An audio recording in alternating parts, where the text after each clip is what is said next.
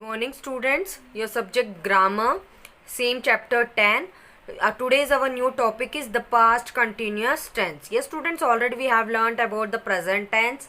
Then in the present tense, two tenses we have learned, simple present tense and present continuous tense. Okay, in the same way then I have started the topic of past tense. In that topic we have taken simple past tense, and today we are going to learn the new topic of the past tense, that is the past continuous tense. Okay students, now let us start our topic. Yes, now you can see here they have said you here to look at the pictures and read the sentences given below them. यानी आपको कुछ वाक्य यहाँ पे दिए गए, इन वाक्यों को क्या करना है, आपको रीड करना है और ये पहचानना है कि ये देखना है कि ये पास्ट टेंस में है या नहीं.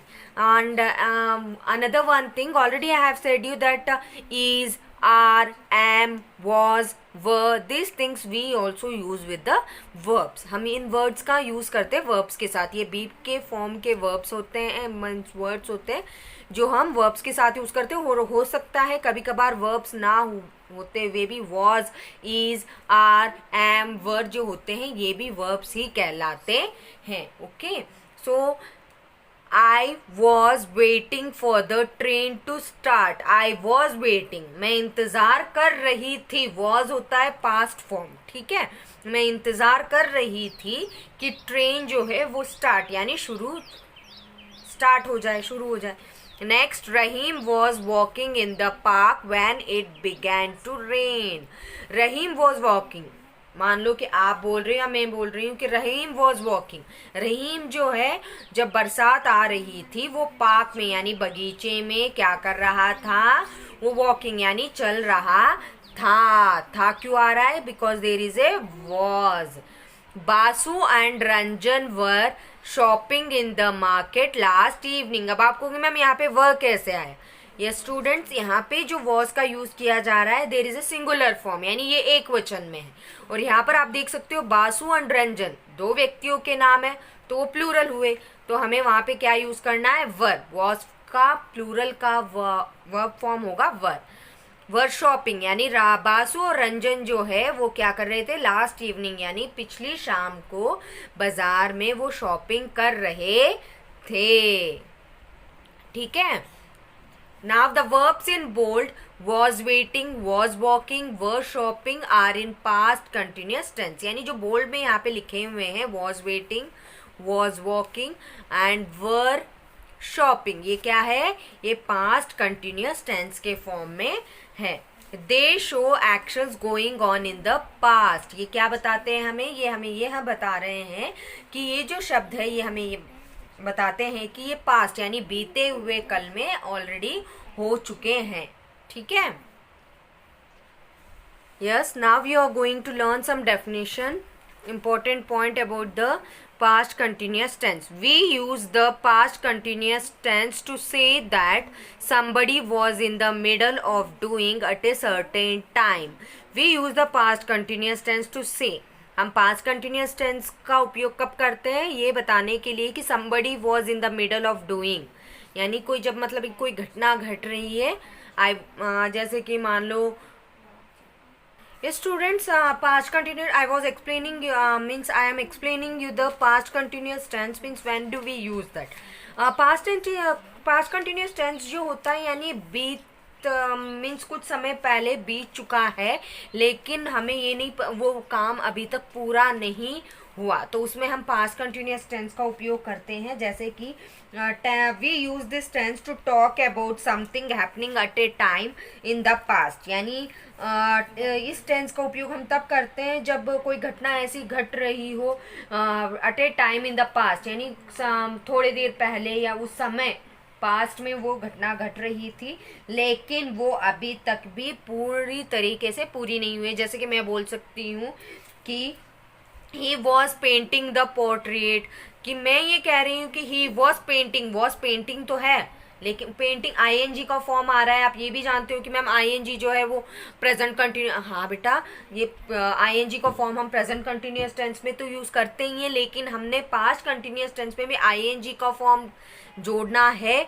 उसके साथ साथ हमें ये देखना है कि पास्ट कंटिन्यूस टेंस का उपयोग हम कब कर रहे हैं, कि जब वो काम मतलब the action had already begun before the time, यानी समय अभी थोड़ी देर पहले हमने जब देखा था, मान लो कि आपने 2 मिनट 10 मिनट पहले देखा था तो वो एक पास्ट हुआ, ठीक है। आपने 10 मिनट, तो आप किसी से कह रहे हो, आपके घर पे कोई आ गया और आपसे पूछ रहे हैं कि what is your mamma doing, ठीक है, तो आप जवाब दे सकते हो she was cooking the food, she was cooking the food, okay, मतलब वो उस वक्त खाना पका रही थी, जब आपने देखा था तब आपकी मम्मा क्या कर रही थी, खाना पका रही थी, ठीक है, भोजन तैयार कर रही थी आपके लिए, तो आपने तब देखा था, ठीक है, कि वो पका रही थी, आपने ये कहा, लेकिन अभी उस वक्त वो काम पूरा नहीं हुआ था, तो वहां पे हमने आईएनजी का फॉर्म का यूज किया, कुकिंग, ठीक है। Now I hope you have got understood. लेकिन वो काम बट हैड नॉट फिनिश्ड, लेकिन वो काम अभी तक पूरा नहीं हुआ, ठीक है। So let us see the table that how past continuous tense we can form. Subject, helping verb, form of the verb and examples. Yes students, helping verb past present continuous tense में मैंने is, as, am बताया था आपको। इसमें ये past में है तो was और were का ही यूज करेंगे हम, और उसके साथ साथ हमें I के साथ was, am नहीं आएगा, क्योंकि पास्ट टेंस में am का यूज नहीं किया जाता, ठीक है। So subject I, helping verb was, helping verb मैंने आपको बताया है, हेल्पिंग वर्ब भी एक क्रिया ही होता है। फॉर्म ऑफ द वर्ब, कि कैसे हमें हेल्प पास्ट कंटिन्यूअस टेंस में उस वर्ब को कन्वर्ट करना है। So I was ING form of the present tense, मैंने आपको बताया था कि उपस्थिति में, यानी जो वर्तमान में अभी जो चल रहा है उसके साथ आपको आईएनजी फॉर्म जोड़कर लिखना है, प्लस अदर इंफॉर्मेशन, और इसके अलावा अन्य जानकारी, ठीक है। आई लिखेंगे, वॉज लिखेंगे, जो वर्ब दिया गया उसके साथ हम आईएनजी का फॉर्म जोड़ेंगे, एंड फिर क्या करेंगे, अदर इंफॉर्मेशन यानी अन्य जानकारी जो लिखनी है वो लिखेंगे हम। एग्जाम्पल में हम दिख सकते हैं, हमने आई लिखा है, Y, it is a subject, then was, it is helping verb, then eating, eating is also a verb. In this present tense जो फॉर्म था EAT, ING प्लस ING, तो हमने वो जोड़ दिया। फिर उसके बाद mangoes, okay, other information. In the same way, now let us see the next point, all singular nouns and third person singular pronouns. Yes students, all singular nouns यानी एक वचन के सारे संज्ञाएं, कोई भी व्यक्ति हो एक, लेकिन वो एक वचन में हो, उसके साथ साथ third person singular pronouns. Third person मैंने आपको बताया था, ही, शी, इट, है ना, दे, देयर, ये सब कुछ मैंने आपको बताया था already in previous video. I have explained you in the present continuous tense, okay. Now I with the singular form के साथ और थर्ड पर्सन के साथ हम हमेशा वॉज का हेल्पिंग वर्ब ही लेंगे, वर नहीं ले सकते, क्योंकि वो एक वचन में है। अगर बहुवचन में होगा तो ही हम वर का यूज करेंगे, okay. Next ING form of the present tense, और उसी के साथ हम क्या करेंगे, आईएनजी फॉर्म लेंगे प्रेजेंट टेंस का, ठीक है। मीन्स यानी जो वर्ब आपको दिया गया है वो प्रेजेंट टेंस में है तो हमें आईएनजी जोड़ना है, और उसके साथ अन्य जानकारी जो होती है वो हम लिखते हैं।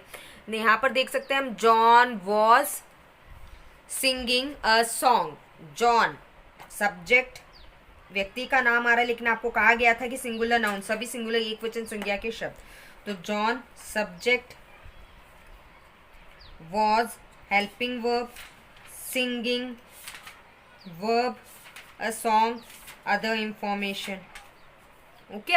I think you are getting understood. Now next, he or she, these are the third person pronouns, okay. pronouns है, was taking, take दिया गया, उसको ing फॉर्म जोड़ने के लिए हमें e को हटाकर वहां पे ing जोड़ा, taking rest, it was raining, other information यहाँ पे नहीं, okay. Now next third, all plural nouns and pronouns we you they, सारे यू वी यू दे होते हैं, ये प्लूरल प्रोनाउंस होते हैं, ठीक है बच्चों। ये जो प्रोनाउंस होते हैं ये बहुवचन रूप के होते हैं, okay. All plural nouns and pronouns यानी सारे बहुवचन संज्ञाएं और सर्वनाम, ठीक है। वी यू दे जो होते हैं ये सर्वनाम है। आईएन इसके साथ हम वर्ब का यूज करेंगे क्योंकि ये प्लूरल फॉर्म है, और उसके साथ साथ जो वर्ब दिया जाता है उसमें आईएनजी का फॉर्म प्लस प्रेजेंट टेंस में जो दिया गया है वर्ब दिया गया है उसमें आईएनजी जोड़ेंगे हम, और अन्य जानकारी। एग्जाम्पल में हम देख सकते हैं, children were playing in the garden. Children is a subject, okay, ये बहुवचन है। Were playing, were is helping verb and play दिया गया तो आईएनजी फॉर्म हमने जोड़ दिया, were playing in the garden. We you they, इनमें से कोई सा भी प्रोनाउन हो सकता है, एनी प्रोनाउन, ओके, जो प्लूरल में हो। Were doing, were is a helping verb and doing is a verb, do के साथ हमने आईएनजी फॉर्म जोड़ा, homework is other information, okay? Now in this way I hope all of you have got understood what is a past continuous tense, okay? Have a nice day.